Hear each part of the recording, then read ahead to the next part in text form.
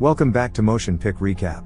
Today we're going to recap the adventure, war and drama movie titled, War Horse. Spoilers ahead. Watch out and take care. In the bucolic magnificence of the Devon countryside, a pregnant mare is about to give birth. 3 farmers, with assurance and authority, tend to her gently. The birth is difficult, but eventually, a red foal with 4 white socks and a distinctive white cross on its forehead, Joey, is born. Joey is a magnificent creature that shares an intimacy with his mother as they run together, frolicking gaily in the last dregs of summer. As spring comes, Albert, a 15-year-old farm boy, holds out an apple to Joey, who approaches him with suspicion. However, Joey soon responds to Albert's gentle encouragement, and they share a moment of connection. Later, the farmers lead Joey and his mother to a market where they are separated. Joey panics as he tries to get back to his mother, but the man regains control of him. In a crowded auction, a battle for a horse is taking place. The tension is palpable as the crowd eagerly awaits to see who will come out on top. Lyons, a wealthy man, and Albert's dad called Ted, a farmer, are the 2 main contenders. Lyons is dressed in a suit and bowler hat, while Ted is in more practical attire. The auctioneer starts the bidding at 10 guineas, and the 2 men quickly get into a bidding war. As the bids climb higher and higher, the onlookers watch with bated breath.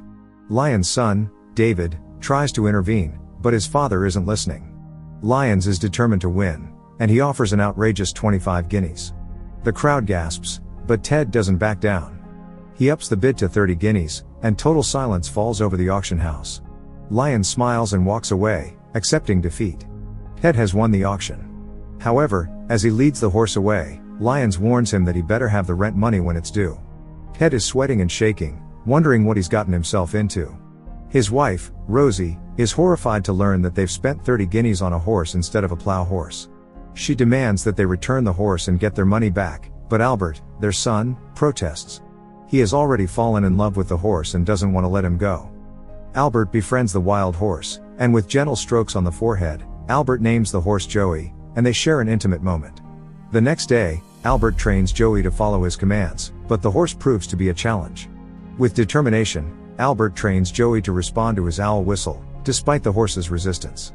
Joey finally follows his command, and Albert takes pride in his progress.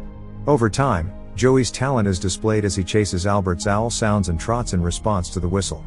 Meanwhile, tensions arise as Lyons, the landlord, threatens to take back the farm. Albert is trying to convince his father that Joey, the horse, is capable of plowing their field, that they don't need a plow horse. But his father disagrees, calling Joey worthless. In the end, Albert persuades his father to give Joey a chance, and they head out to the fields. Albert leads Joey across the yard through the broken gate, onto the vast, overgrown field. Albert struggles to plow his family's farm, as his father and others watch in doubt. Lyons taunts him, suggesting that Albert's father is a coward and that Albert's wife was a poor judge of character. But Albert is determined. However, it is clear that the task is too difficult for Joey, and he falls to the ground. Despite being mocked by Lyons, Albert continues to believe in Joey's strength. It starts to rain, and the ground is drenched. Through determination and faith, Albert and Joey suddenly succeeds as the ground becomes easier to work with, and people are astonished to see that Joey actually is able to plow the field. The next morning, Rosie tends to Albert's and Joey's wounds. As they sit together, Rosie pulls out a parcel containing a red and tan pennant and 2 silver medals. It was Albert's father's, who was a sergeant in the 7th Battalion of the Imperial Yeomanry. Rosie explains that when Albert's father returned home from the war, he threw the medals away without telling anyone why. Despite his heroism, Albert's father refused to take pride in fighting, leaving Albert confused about what kind of man his father really is. Some weeks later, a furious thunderstorm passes over the village.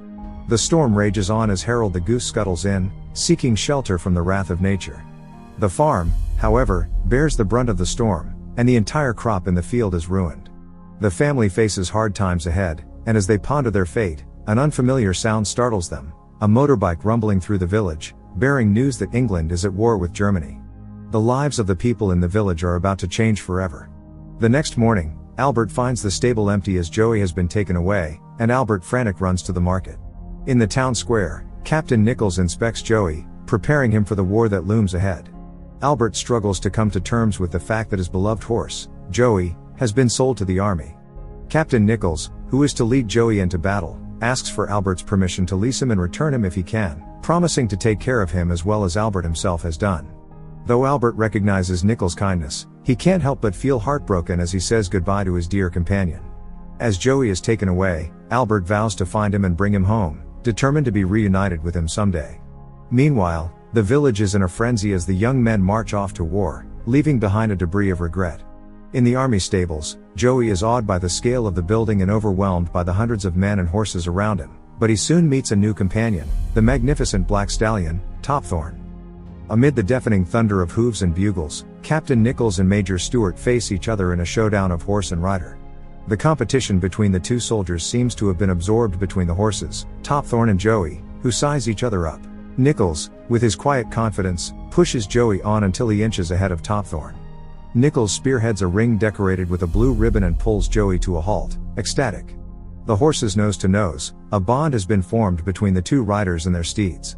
Later, Nichols makes a little pencil drawing of Joey to enclose in a letter to Albert, before they face 1,000,000 Germans across the channel. In the heat of battle, the thunderous sound of horses' hooves and the clanging of swords fill the air. The British soldiers charge forward, galloping through the grass until they emerge with a thunderous crash from behind the cover. The German soldiers are caught off guard and panic sets in as the Brits bear down on them. The German soldiers run to the forest where they have prepared automatic weapons. As gunfire from machine guns mows down both men and animals, some horses race past the enemy lines, most of them riderless. Amidst the chaos, Topthorn and Joey have managed to run past the enemy line and survived, and both of them are catched and calmed down by the Germans.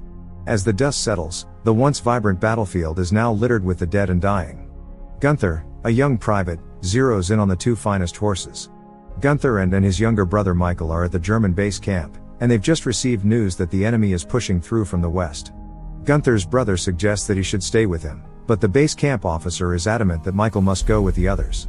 Gunther and Michael cope with the shock by packing their bags. Gunther desperately tries to convince Michael to stay with him, but Michael insists on going since it would be treason not to. Gunther gives Michael a red pennant for luck he found on Joey, and he watches as Michael marches towards the Western Front. But then not long afterwards, Gunther comes galloping past the line of soldiers with the horses, dragging Michael along the ground and onto the horse.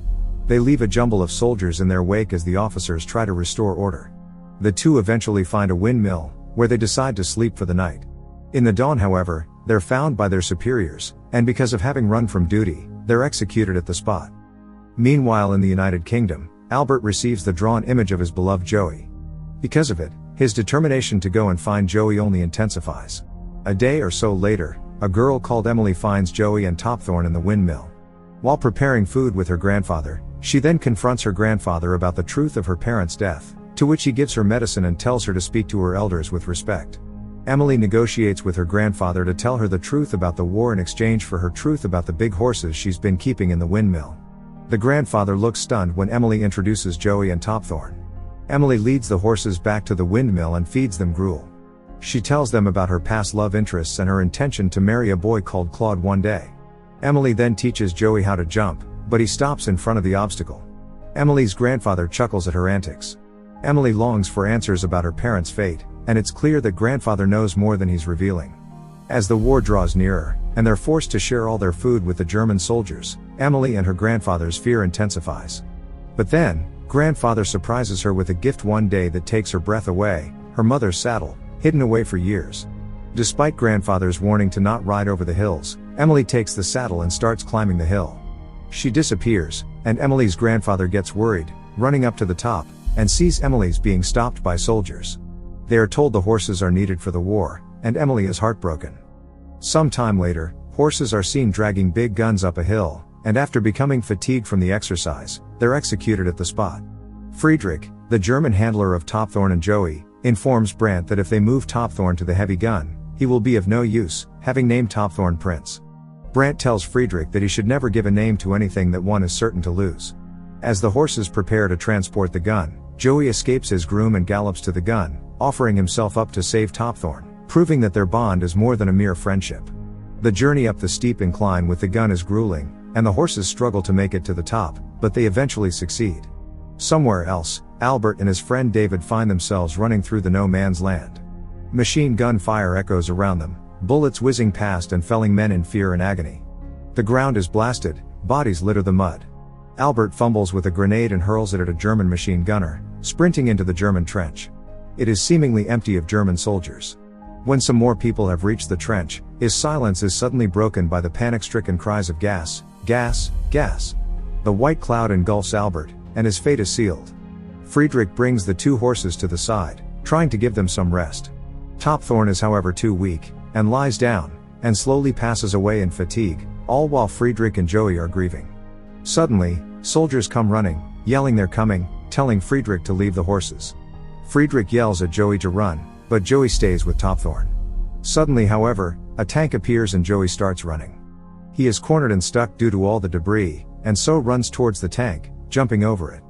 Joey then runs as fast as he can, jumping over trenches, surprising soldiers. He falls down into the trench, and runs past German soldiers who are all astonished. Joey manages to get up again, and runs across no man's land with grenades exploding around him, until suddenly he sadly runs into barbed wires and becomes stuck. Later, on the desolate battlefield, both sides' soldiers gather to watch a curious sight, a lone horse caught in barbed wire. A British soldier climbs up to help the distressed animal, and the Germans prepare to shoot the would-be rescuer. But carrying a white flag, they let him approach the horse. As he reaches the horse, it begins to thrash wildly in fear, and he tries to calm it down. Suddenly, a German soldier appears to help cut the barbed wire. Unlikely friendship occurs between two enemy soldiers due to Joey.